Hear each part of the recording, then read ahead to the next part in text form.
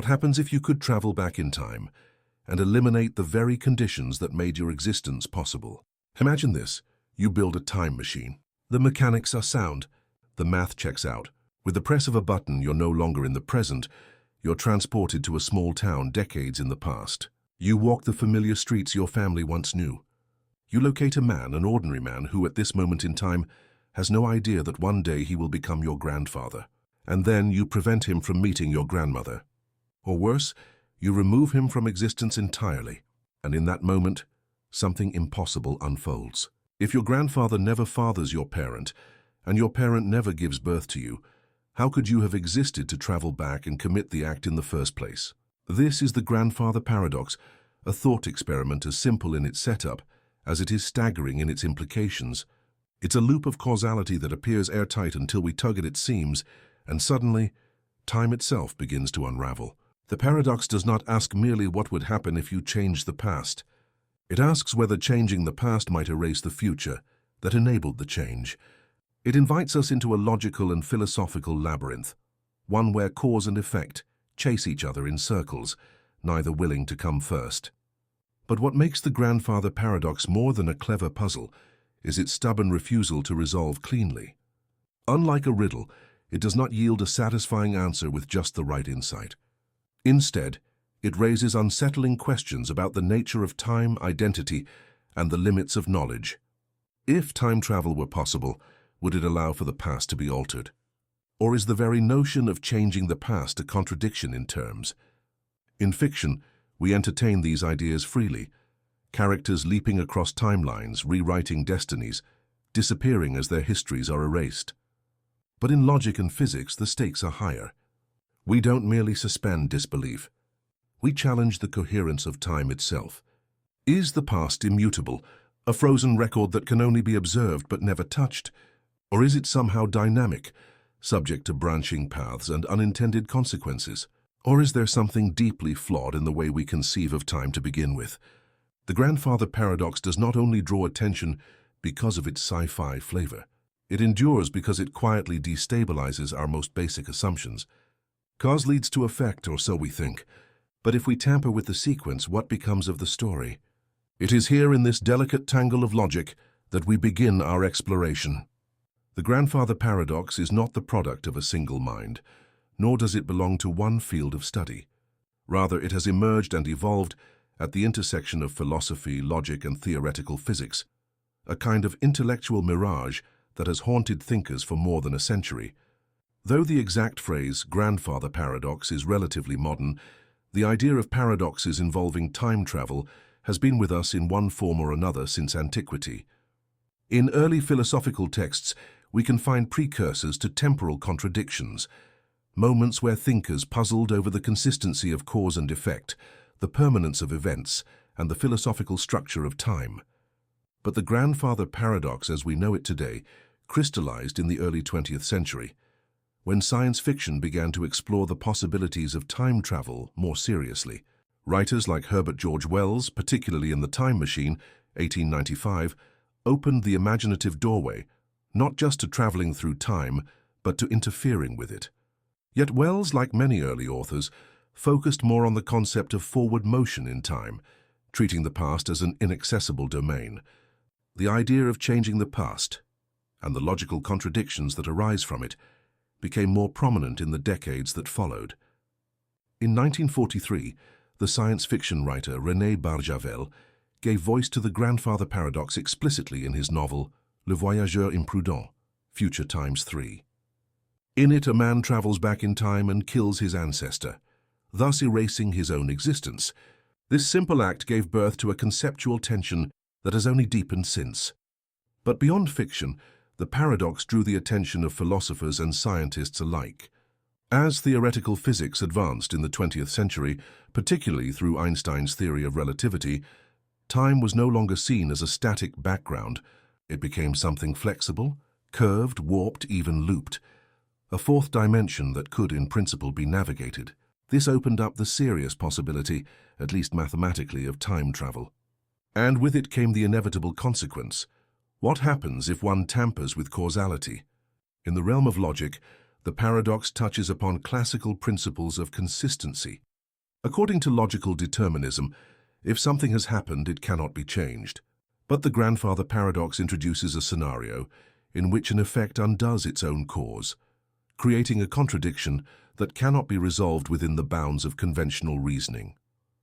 In physics, the paradox has sparked discussions around closed time-like curves, theoretical structures in space-time that allow for loops in time. These discussions, while speculative, are grounded in real mathematical models derived from general relativity. Physicists like Kip Thorne, Igor Novikov, and Stephen Hawking have all at various times engaged with the paradox, either to explore its boundaries or to argue against the feasibility of backward time travel altogether. Importantly, the grandfather paradox has become a kind of litmus test for any theory that flirts with time travel. It forces us to confront uncomfortable truths about the coherence of our models. If your theory permits travel to the past, it must also account for or prevent these logical ruptures. So while it began as a thought experiment in fiction, the grandfather paradox has grown into a cornerstone of intellectual exploration, a problem that demands attention even if it defies resolution. Let us now examine the paradox with clarity and care. To appreciate its weight, we must first slow down, not to rush into speculation, but to walk through the problem with deliberate steps, as though navigating a fragile structure. Picture this scenario. You have access to a machine capable of transporting you through time. The mechanics behind it, whether wormholes, tachyons, or curved spacetime, are immaterial for now. What matters is that it works. You set the dials. You go back 60 years into the past. In this past you find your grandfather. He is a young man, unaware of his future, unaware of you. At this moment in time, he has not yet met your grandmother.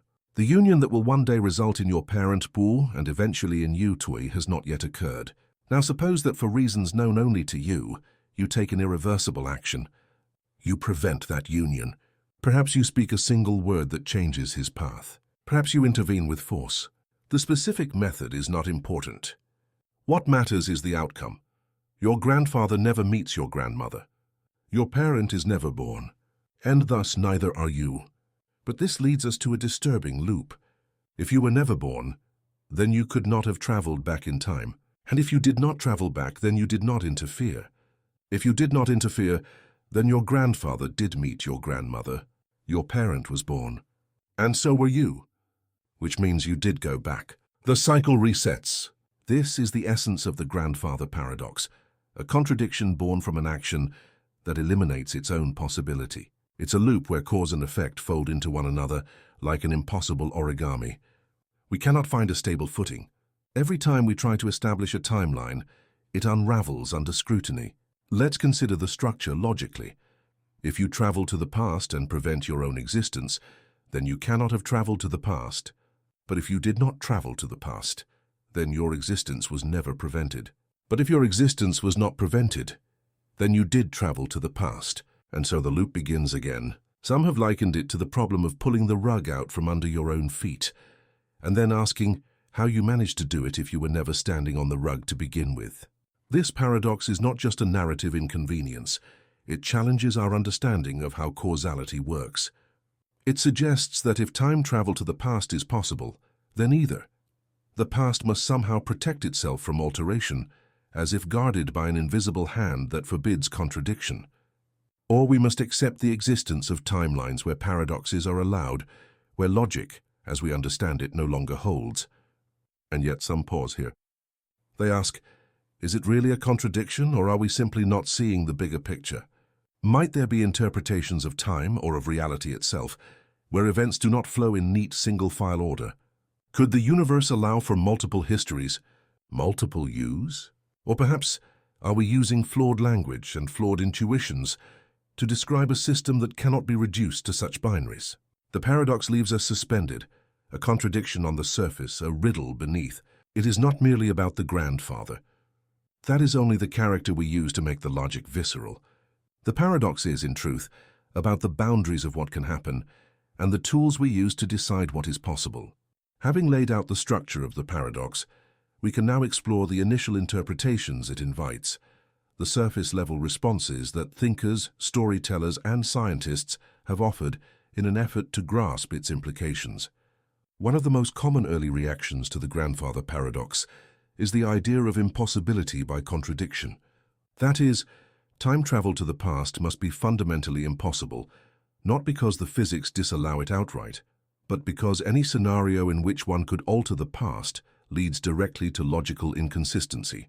In this view, the universe operates under a kind of logical integrity, a safeguard that prevents paradoxical situations from ever occurring. This line of reasoning appeals to what philosophers call the principle of non-contradiction, the idea that contradictory events cannot both be true. You cannot both exist and not exist. You cannot both kill your grandfather and have your grandfather raise your parent. So if time travel to the past makes such contradictions possible, then the act itself must be impossible in principle. Yet not all interpretations declare time travel unworkable. Some suggest the paradox arises from an overly simplistic model of time. What if the problem is not with time travel, but with the assumption that history is singular and linear? This brings us to the many worlds interpretation, a concept more commonly discussed in quantum mechanics, but one that offers a compelling framework here. In this model, if you were to go back and prevent your grandfather's union, you wouldn't be changing your past. Instead, you'd be creating a branch, a new timeline, one in which you were never born. But in the original timeline from which you departed, nothing changes. Your existence remains intact. This interpretation preserves logical consistency by redefining causality. Every action that could create a paradox instead results in a new world. You become, in effect, an interdimensional traveler rather than a time traveler. The problem, then, is not contradiction, but multiplicity. But some find this unsatisfying. If every possible outcome spawns a new universe, then consequences lose meaning. Causality becomes diluted. There is no contradiction, but also no resolution. Another popular interpretation is the idea of self-consistency constraints, famously proposed by Russian physicist Igor Novikov. According to the Novikov self-consistency principle, any action taken by a time traveler was always part of history, and therefore cannot change it. You might travel back in time, but events will conspire in such a way that your actions preserve rather than alter the past. If you attempt to kill your grandfather, for instance, something will inevitably stop you, not by magic or morality, but by necessity. In this model, the universe is not a passive stage. It possesses a form of internal coherence, and it does not permit paradoxical rewrites. Your presence in the past is part of the past. What you do there has already been accounted for. This concept is frequently dramatized in literature and film. You see the time traveler return to the past, only to realize that their interference was the cause of the very thing they sought to prevent. The paradox dissolves into a closed loop. Events that seem at first changeable are revealed to be part of a larger, unchanging whole. Finally, there's the more philosophical approach. Perhaps the paradox doesn't reveal a problem with time travel at all. Perhaps it reveals a problem with how we conceive of time. Our notion of a linear sequence, past, present, future, may not map onto the fabric of reality. If time is more like space, a dimension in which all events coexist, then our language of changing the past becomes as absurd as changing the north. The paradox, in this view, is not a bug in the universe, but a bug in our metaphors. Each of these interpretations attempts to answer the paradox without tearing logic apart. Some preserve determinism, some embrace multiplicity, and some reimagine the structure of time itself. And yet they all leave something unsaid, something waiting just beneath the surface. To explore the grandfather paradox more deeply, we must let go of the desire for resolution and instead embrace the paradox as a tool, a device meant not to answer, but to illuminate. Its value lies not in its conclusion, but in how it compels us to re-examine time, self-causality, and the very foundations of logic. Let's begin with causality, the principle that an effect must follow a cause. This principle underpins not only physical sciences, but also our sense of moral and narrative order. We expect that things happen because something made them happen. A seed grows because it was planted. A person is born because their parents met. And a choice is made because of prior conditions, thoughts, or desires. But the grandfather paradox places causality in reverse. If you were born because of your grandfather, and yet you act to remove your grandfather before your parent is conceived, you've created a scenario in which the effect erases the cause. This reversal of causality suggests that time is not simply a flowing stream from past to future, but something far more complex, possibly even non-directional. In some theoretical models of time, particularly those informed by block universe theory, time is not a river we move through. Instead, all points in time, past, present, future, exist simultaneously like locations on a map. From this perspective, the idea of changing the past is a category error. The past is not gone. It is fixed in space-time, just as your current position is fixed on a coordinate grid. You cannot alter the past any more than you can erase a hill from a topographic map by walking around it. In a block universe, your journey to the past was always part of the timeline. Whatever action you took, whether trivial or catastrophic, was already woven into the fabric of history. There is no true change, only participation. And so in this view, the grandfather paradox dissolves, not by solution, but by reframing. Yet this deterministic view raises questions about agency. If the past, present, and future are all equally real and immutable, do we possess free will? Or are our actions, even our supposed choices, already encoded in the universe's structure? The paradox thus shifts from being about time travel to being about choice, identity, and freedom. Let us then consider identity. Who are you, the traveler? In the paradox, you are defined by a lineage, by the fact that your grandfather lived, your parent was born, and so you came into existence. But when you travel back and interfere, who are you becoming? Are you the same person, or are you a shadow of a person whose origins are unraveling? The paradox invites a haunting possibility, that existence is not absolute but contingent. Your being is tied to a chain of prior events. Break one link, and the identity at the end of the chain becomes unstable, like a sentence with its subject erased. This idea also finds resonance in philosophy of self. If our identities are shaped by memories, histories, and connections, then what happens when those histories shift? If your past is no longer what it was, are you still you? Now let's consider a different approach, one rooted not in physics but in logic and epistemology. Suppose we treat the grandfather paradox as a kind of logical knot, akin to Russell's paradox in set theory. Russell's paradox reveals a contradiction in naive set theory, a set that contains all sets that do not contain themselves. Similarly, the grandfather paradox may be telling us that our current model of temporal logic is incomplete, that we need a more sophisticated framework to account for time travel-induced contradictions. Some philosophers and logicians have proposed non-classical logics to handle this. In these systems, truth is not binary. Not everything must be true or false. Some propositions might be indeterminate, context-dependent, or even paraconsistent, tolerating contradictions without collapse. If applied to time travel, such a framework might allow a person to both exist and not exist, not in a physically literal sense, but as a placeholder for conceptual indeterminacy. The paradox becomes a signal that our current categories of thought are insufficient. In quantum mechanics, this conceptual looseness is already present. Superposition allows particles to exist in multiple states until measured. Entanglement creates connections that transcend ordinary spatial and temporal boundaries. Could time too be subject to quantum uncertainty? Could there be a form of temporal entanglement, where events influence one another, not through linear progression, but through a more intricate, bidirectional web?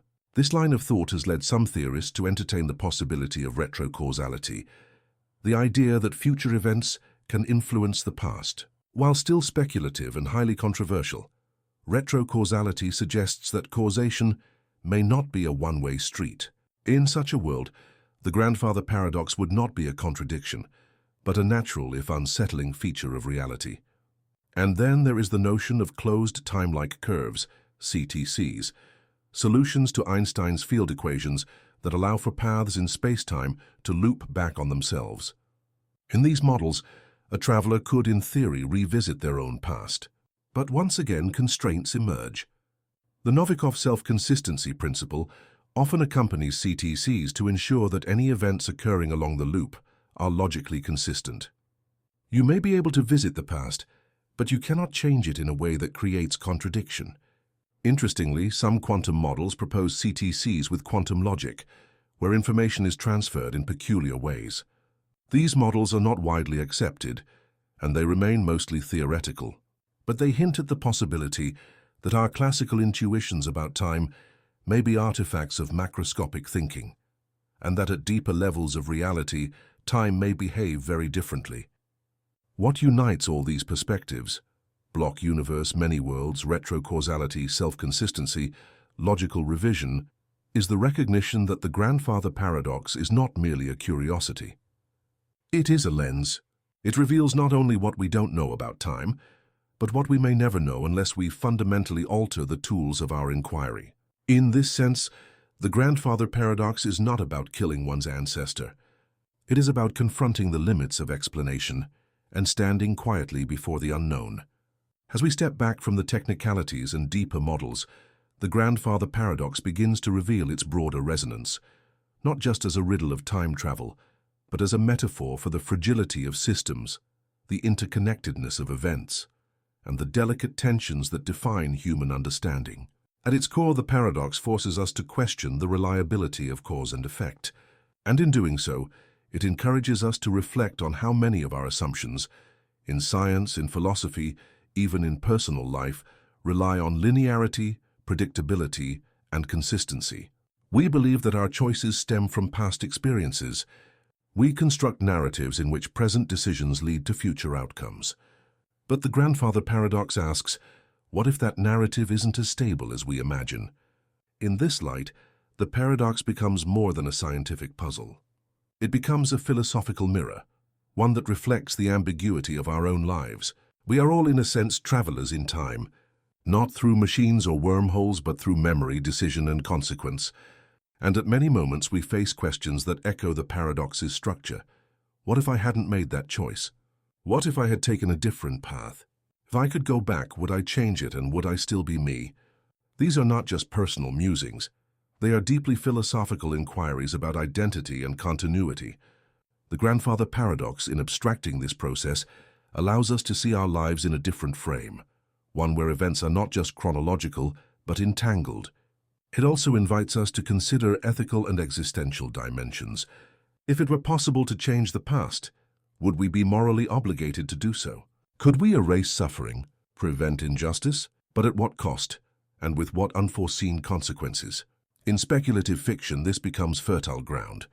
Time travelers often attempt to avert catastrophe, only to cause it, or they act with noble intentions, only to realize that outcomes are unpredictable and history resists neat resolution. These narratives reflect a larger truth. Even without time machines, our actions have ripple effects we cannot fully trace or control. More broadly, the grandfather paradox speaks to our desire for control over the past, a control we do not possess.